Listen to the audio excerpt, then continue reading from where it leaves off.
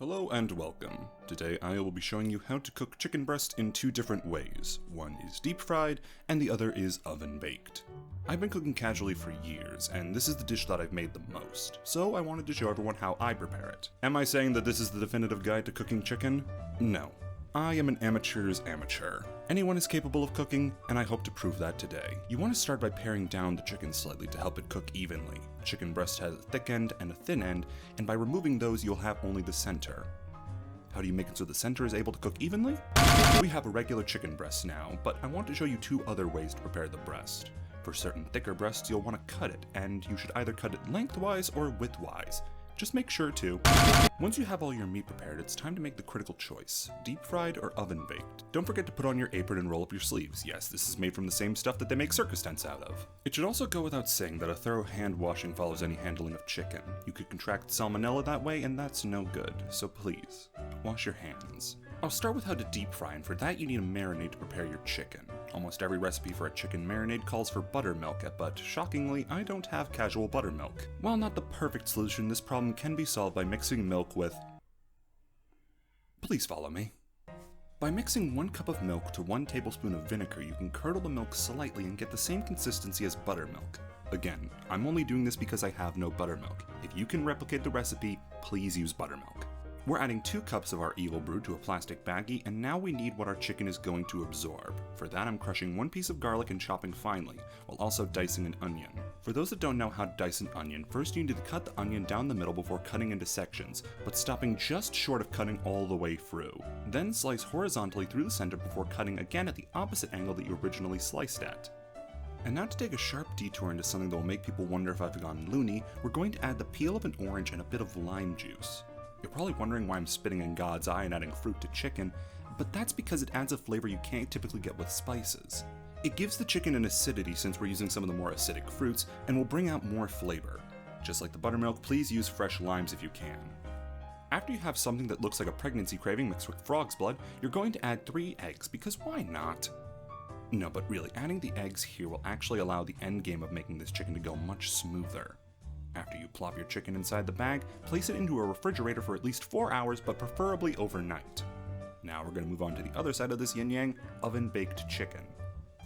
The most important part of a good oven-baked chicken is the coating that you use, and I like to use standard crackers. You can get experimental with stuff like pretzels, potato chips, and other snack foods, but for those you have to take into account what spices are already in those when constructing your coating. Nothing worse than salting a coating with pretzels already in it. But to properly pulverize these, we're going to need some heavy-duty equipment. This is a food processor. It's got these nifty blades that could rip your hand off if you aren't careful. Into it, we're going to add as much crackers as you think you're going to need to cover the chicken that you have. As you can see, I only have 2 pieces of chicken, so I'm making not as much as I would if I was cooking the whole package. Then comes the stars of the show, the spices. If you're a white person like me, let's all make a promise from this point forward to properly season our cooking because holy heck are we bad at it! But what spices are we using? That would be the all-star cast of pepper, onion powder, garlic powder, white people spice, paprika, which as you can see I'm running low on and my life is in shambles as a result, and the special guest, we've got Accents MSG. Now I know that some people still have the misconception that MSG is bad for you. It's not. Don't let racism get in the way of making your cooking 10 times better. And finally, some cayenne. And now this particular cayenne that I'm using is Zatarain's cayenne pepper. And this is no joke, this is the real stuff. Please use sparingly, otherwise you'll be creating a torture device instead of a meal. After adding all of your spices consisting of mostly a tablespoon to 2 depending on taste, you're going to want to finely mix your crackers until they are a nice crummy texture. Now as for the seasoning of the oven chicken itself, it's a simple mixture of the white and black attack. Oh, come out, MSG, it's okay. I know that one racist said you lead to autism or whatever, but you make everything better, even milk. Come on now, buddy. There you are. And Zatarain's, which takes no prisoners. Mix all into a bowl again with a smaller amount, maybe a teaspoon and maybe just a dash of the cayenne, then combine it with your chicken. In a large bowl, we'll be taking 5 cups of flour and mixing it with the spices that we've already used. Salt, pepper, the devil, MSG, the brothers onion and garlic, with the newcomers celery salt and curry powder. The celery salt adds a bitter note to contrast the others and keep your palate grounded, and I love curry powder. But truthfully, add whatever spices you want here. Perhaps you think parsley would complement it, maybe Italian seasoning, maybe a little bit of white pepper. You may have realized I left out the MVP of paprika, and that's because we're subbing it out for its little brother, smoked paprika. It'll add a kick that regular paprika just doesn't have. Add all your spices at again a generous tablespoon each into the flour and mix until they've been well combined.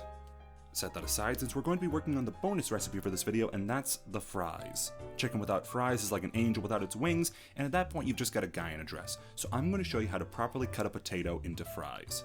First by slicing each end so it can stand on its own, then peeling it so it looks like a fun toy to entertain children. Then slicing into 5 slices before slicing them even further into about 4 or 5 equal cuts. This can be time consuming, so I prefer to use this device, which can automatically slice fries into the perfect shape much quicker. Just repeat the first step while keeping the skin on and push with the might of Thor so that you can have your fries in no time. After you've done this with as many potatoes as you want fries, you can pop them into a Tupperware and fill the rest with water. This will help remove the starch from the potatoes. Then put it in the fridge for at least an hour. While the chicken and fries are preparing in the fridge, it's time to put together everything for the oven-baked chicken. In 3 bowls, I have our flour mixture, our coating, and a beaten egg to help affix the coating to the chicken, which is why we have the flour to affix the egg to the chicken. Don't think too hard about the moral quandary of coating a chicken in an egg like you're washing its flesh with its unborn child. It's just easier not to think about it. First, you press the chicken into the flour before making sure that it's totally coated in egg before finishing off in the coating. Repeat this for all the chicken that you have, lightly oil with anything from peanut to olive oil if you have a monocle instead of an eye, before popping it into a Snoop Dogg heated oven for 25 minutes.